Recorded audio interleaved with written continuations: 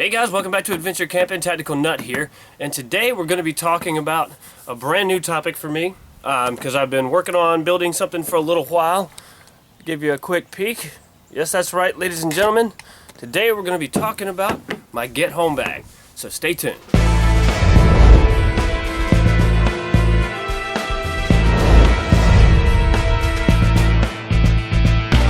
Alright, ladies and gentlemen, first let's start with the very first thing. That's the title, right? The Get Home bag.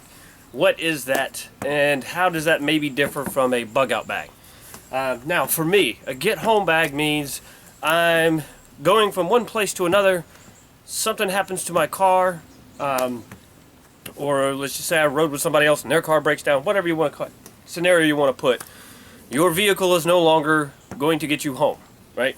So you need the capability and the means of getting home safely and effectively and as comfortably as possible. Now, one of the things that I set up for me because of where I live, there's no areas that I'm going to be in that is miles and miles of woods, right? And so if I break down, more than likely it's going to be off of an interstate or something like that, unless I am going on one of my adventures. So for the most part, a lot of this stuff I'm really not going to need per se. But if you are, plan on traveling for a long distance, this can be a very good thing to have because you may not get you home, but it may get you to the next city, right, where you can get help and get all the stuff that you need to eventually get home.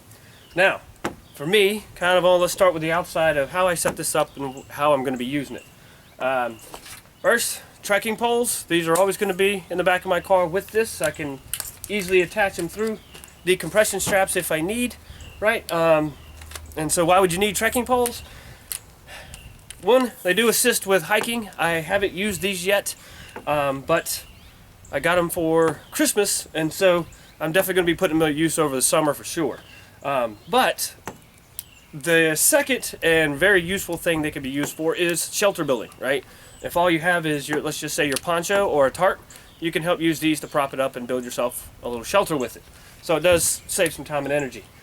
Plus helps, once you extend these fully, if you had to keep an animal away from yourself or you needed to move some stuff and you want to put your hands in it, it does help that. Now, field sharpener. Just did a review on this. It'll probably go up before this video, so watch that, please. This is going to go in the bag. It is always in my EDC bag, which is why it's sitting outside of it right now, because once I break down or, whatever happens, I'll just take it out of the EDC bag, put it here. Now, next, staying with the outside, I do have the Schrade multi-tool. I have not done a review of this yet. I did an unboxing and I talked about the tools, but I haven't actually spoke about its usefulness. And it's a multi-tool, right? And it's not the best in the world, but it's not bad either. Maybe I just saved time on the review. But it does have a lot of functions and it will work. Next, I do have a Maxpedition bottle carrier bag.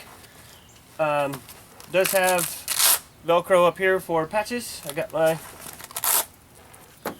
love this patch. But you could use it, label it some other way if you wanted to. It does have great zippers. It is made from 1,000 denier Cordura nylon, so that way it's going to hold up. Maxpedition makes just awesome gear, so that everybody knows it. It does have MOLLE here, MOLLE on the other side, MOLLE on the back where it's attached. You do have to buy the MOLLE straps separate, and there's different companies that have different types. I got mine from Jasmine's Military Surplus. I do keep a Trangia with fuel in it already. Now on the inside of this pouch, you do have an elastic band here, really wide one. So depending on how you want to set one up, there's a lot of stuff that you could really do with this. And I'll probably improve it over time. But this is just kind of for just starting out. Zipper pulls work really well. Big enough that if you had gloves on, you're still going to get to it with no problem. And now this right here, I like this bottle, I do. I'm probably going to go with something different. Some people will say stainless steel. I mean, that's not a bad option at all because you can boil water in it. But for me, in the bottom here, I have a stainless steel cup. And so if I have that, then I don't see the need of carrying a heavier weight bottle than this plastic one. And wow, I really wedged this thing down in here. Oh, push it this way. There we go.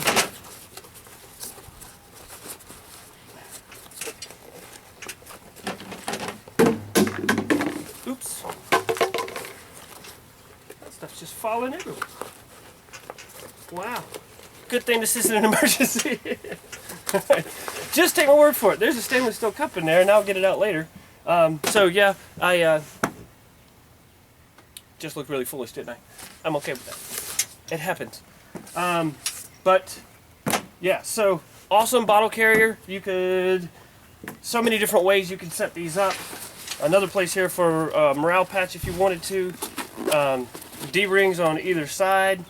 So you can attach other gear to this if you needed to or wanted to. As you can see here, I didn't have it on the pack a second ago because it was over in the sun. I got this for my birthday. So not tested and proven yet, but it is a 10,000 milliamp solar panel power bank. So I'm going to test this out over a couple of different trips and see how it goes. But for now, this is the plan for it, is to go here. As you can see on the bottom here, I do have the Thermarest sleeping pad, and on the inside I have rolled up an ultra lightweight tarp with paracord already attached to the grommets and stuff, so that way I could set a shelter up really quickly if I had to. This is the USGI 3-day Mali assault pack. Awesome pack. I highly recommend it. I mean, it's U.S. military gear, so you know it's good, you know it's durable. Right here, do keep a folding saw. That is the only thing in that pocket for now. Like I said, some of this may change over time, but for now, that's all I'm keeping in there.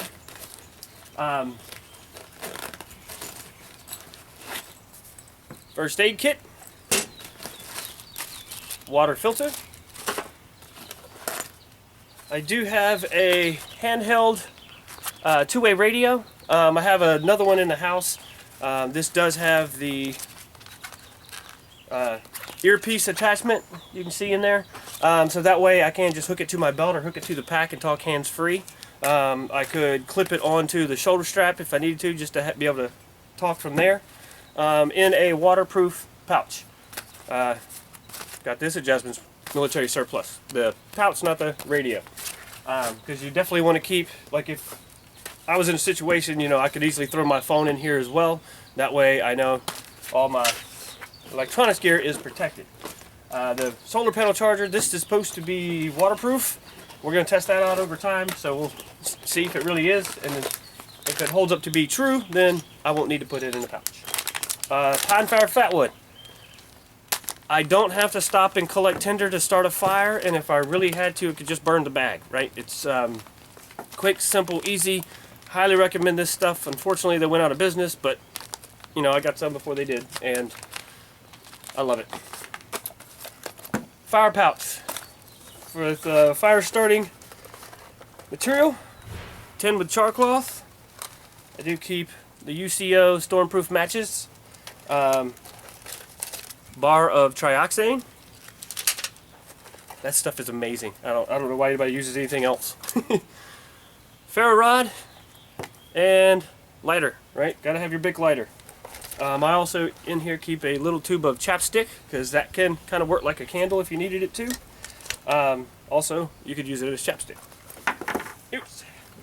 I do keep a decent piece of aluminum foil, basically in case just where I'm at I can't find a dry spot to start a fire. You can just lay this down and use that to get it going. And wet wipes for just cleaning yourself up a little bit. Now, I'll just go ahead and say it. With all of this, if you can't start a fire, don't go outside. That's about as easy as you could possibly get. I've got the fire starting materials, many ways of doing it, and I got the tinder to do it with, right? And Binoculars, good just to be able to survey where you're at and what's going on around you. If you don't want to be seen, then this is a great way to go, because this way you can see if other people are coming, but you could also search for other people and other locations to go to. That is all for that pouch. In the zippered pouch, there's another Velcro pouch. I covered that in the review for this bag. In here, I keep SOL emergency blanket, right, to keep you warm. Can also kind of be used as a shelter. The SOL survival kit, did a review on this. It's great. It's other ways of starting fire. You got compass here, emergency whistle, and then other little supplies that you could use in a crisis. Now for the main compartment, and I just had to go and switch all this out the other day, because what I had in it was all geared for winter. Now, as you can see, it is no longer cold. I had to adjust the bag accordingly, and you will have to too, because you don't want to be walking around, especially if you live in the South like I do, 96 degrees wearing wool pants and shirts and stuff like that. You'll bake. Now, what I have here is U.S. military surplus waterproof bag. I got this from Jasmine's Military Surplus. If you can't tell where to go to get your military surplus needs, I think you do now, right? As much stuff as I've gotten from there. Alright, now, this you basically even has directions on how to use it, but I can't tell what you're seeing, but it does have directions on how to fold it up and stuff like that, so in case you forget for some reason. Now in here, and it's wise to have everything in a waterproof thing, just in case, I mean, if you get caught in a heavy downpour. I forgot my poncho. I do have a poncho that I'm going to keep with this, because if you ever get stuck, you throw the poncho over, it keeps everything dry, right? Because they're large enough to go over your pack. But just in case you forgot it, like I just did, even if your bag gets soaked, and you know, these military surplus, they're fairly water resistant, but not waterproof. Keeping all your clothes and everything else in here can help you huge. But also, I know I have the stainless steel cup, and there's a reason why I have a stainless steel cup and this, and you'll see. I got this, Jasmine's Military Surplus, the stove, so if you had a solid fuel, like those Esbit tablets and stuff like that, you can sit that underneath here, and then what I would do, boil water in here, cook in here, pour it into the canteen, the stainless steel cup, and drink from it, because I know many times, even that stainless steel cup, I've had it next to the fire to boil water, or the little pocket rocket kind of stoves. Then you go to drink, and the steel cup is really hot, and that burns. And so I'm like, hey, you can carry two, pour it in here, you don't have to worry about burning yourself. And that way you also have two containers that you could boil water in if you needed to, and more ways to cook. So, aluminum, really good. Looking forward to putting this to use. Now, and I went with aluminum instead of stainless steel because it's lighter weight, right? And this stuff, I mean, literally, it's just going to be sitting in my car in a bag. I didn't want to go high dollar because it's just going to be sitting in my car. This is not stuff that I'm going to be using on all my camping trips. This World War II stainless steel mess kit. Obviously, we all know those have been proven over time. Got your handle. Now I got a frying pan and a plate. And here, so you always want to make best use of your space. Silverware. I got that fire cord, paracord, so another way of starting fire, and of course cordage. I was keeping these in there for winter, so obviously just a way of warming yourself up. And a little bio stove, which I still got to do a review on that. It's a little hinged one, really cool, really cool. You've probably seen it in some of the other videos where I've been using it, but I've never actually done a review on it. But all this fits perfectly and easily inside of here. Oops.